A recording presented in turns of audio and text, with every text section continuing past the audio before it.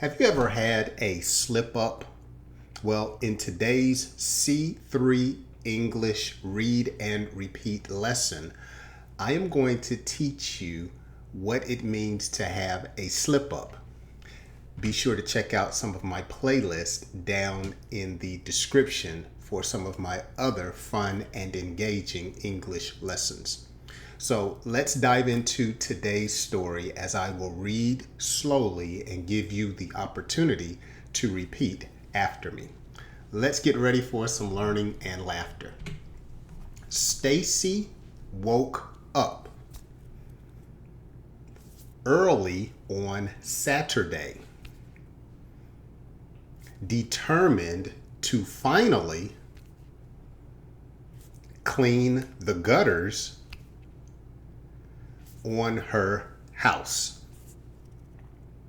So gutters are aluminum siding of the roof. So when it rains, the water doesn't just come down on the roof, but it actually goes into the aluminum tracks that we call gutters, and it brings it to the sides of the house and pushes it away from the home, preventing any type of damage being done to your property. Let's find out what happened to Staci. She dragged a tall ladder across the yard and leaned it against the roof.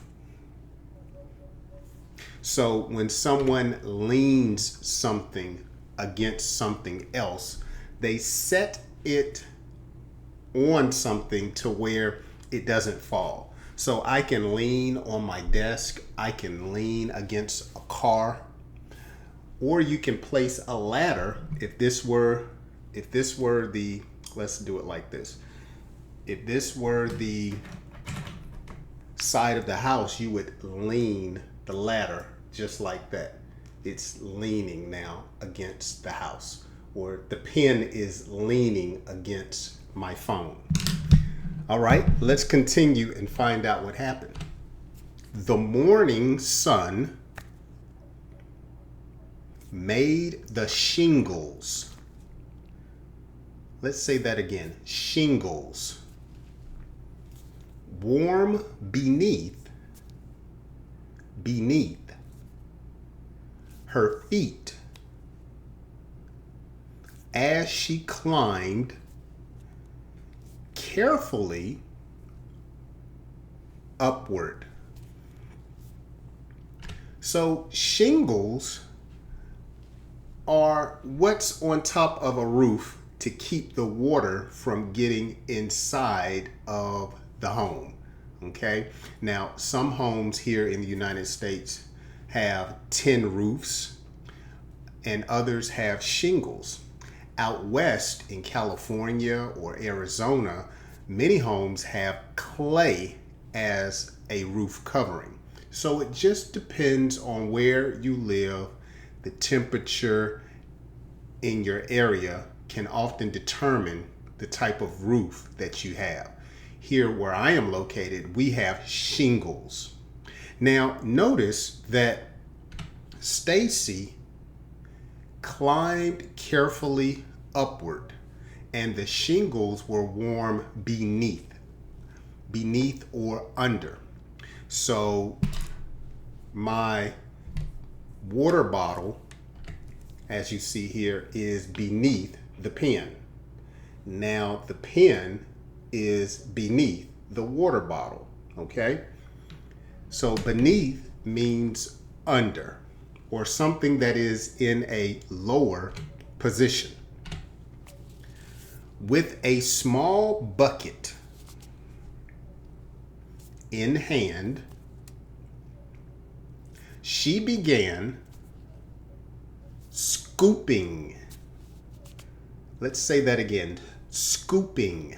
Scooping out wet leaves and sticky gunk. Okay, so when someone scoops, they can use a tool or your hand to scoop something out. So it's basically to grab and pull, to scoop. Okay, now sticky gunk. Notice Staci was scooping out wet leaves and sticky gunk. So gunk is just simply something that's indescribable and it's nasty. It's usually something that you really don't know what it is, but it's something that can be stretched. It's something that can be molded. It's usually nasty, maybe smelly, and we call that gunk. Okay, so someone may say, "Oh, get the gunk out of your ear." Oh my goodness, look at all of the gunk in your nose. Chew with your mouth closed. I can see all of the gunk in your mouth. Okay, so of course, earwax is in your ear, but sometimes you can say gunk. Mucus is in your nose, but sometimes you can say gunk. Food is in your mouth, but when it is chewed up and saliva and it's nasty, gunk. Okay, let's continue. She sighed when she saw how clogged the gutters had become. So when a person sighs, they're like, "Oh my," or so that's a sigh or a gasp. When something is clogged, it's cluttered or backed up. So your arteries can be clogged with cholesterol. A pipe can be clogged with tissue. Your ears can be clogged with earwax. So when something is stuffed and it's compacted and it's real tough to remove or get out, we describe that as clogged. So when there's water going down in your bathroom sink very slowly, it's a sign that hair is probably clogged in the pipes. Let's find out what happened. Halfway through the job, she shifted. Say that, shifted or moved her weight and suddenly slipped. She suddenly slipped. Her arms flailed. So her arms, she probably failed. She slipped and her arms flailed as she lost her grip. Say that, as her arms flailed as she lost her grip. So when someone has a grip, a tight grip, it's a tight hold. So when you ride a roller coaster, make sure that you have a tight grip on to the ride. All right, you don't want to fall out. So Staci slipped off of the roof, and let's find out what happened. In an instant.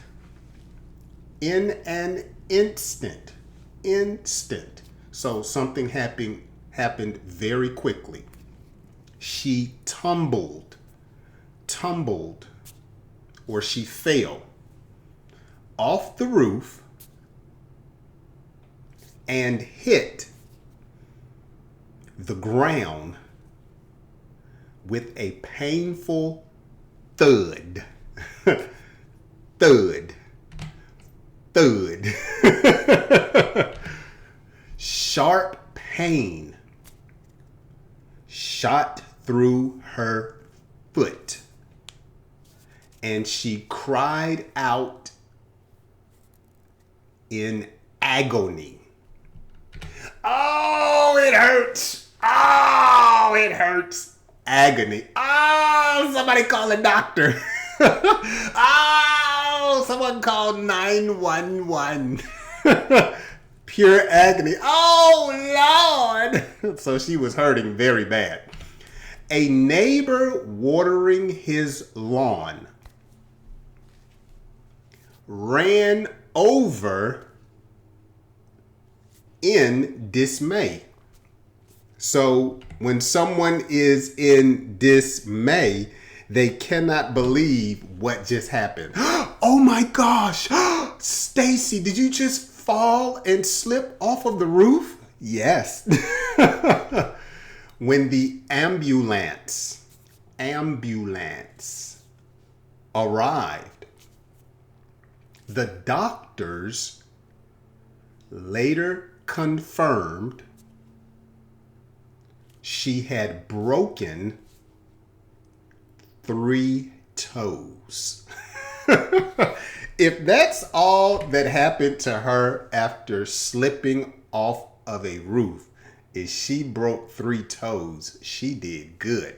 She could have broke her neck. She could have broke her back. She could have broke her neck and her back. The doctors confirmed. So when someone confirms something, they are letting you know that something is true. So she probably had pain in her foot and did not know for sure if it was broken. But the doctor said, yeah, Staci, you broke 3 of your toes on your foot. Here's the last sentence. All right, let's see. So now I'm having some problems with my computer. Let's see here.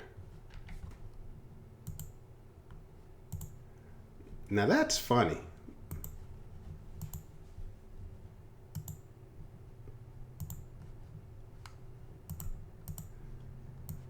There we go.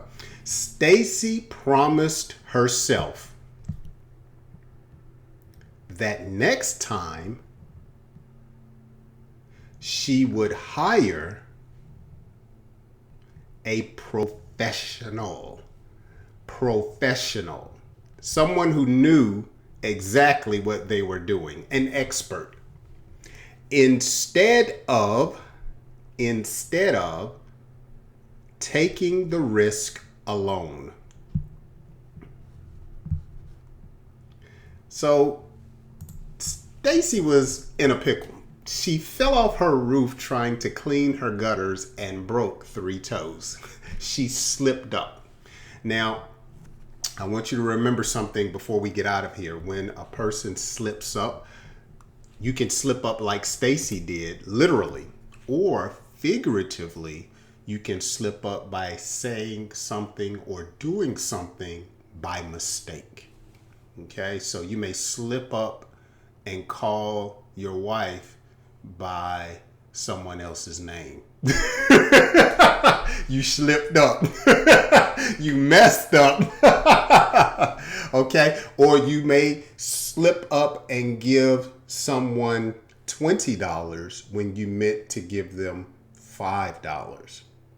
But if you literally slip, you tumble like Staci did. Hopefully not off the roof. Well, I hope you have enjoyed today's read and repeat lesson. Be sure to go back and listen to today's lesson again and perfect some of the words that you were unfamiliar with. If the lesson has been a help to you, be sure to share it with a friend. And as always, I hope you join me on my next English lesson. I'll see you then.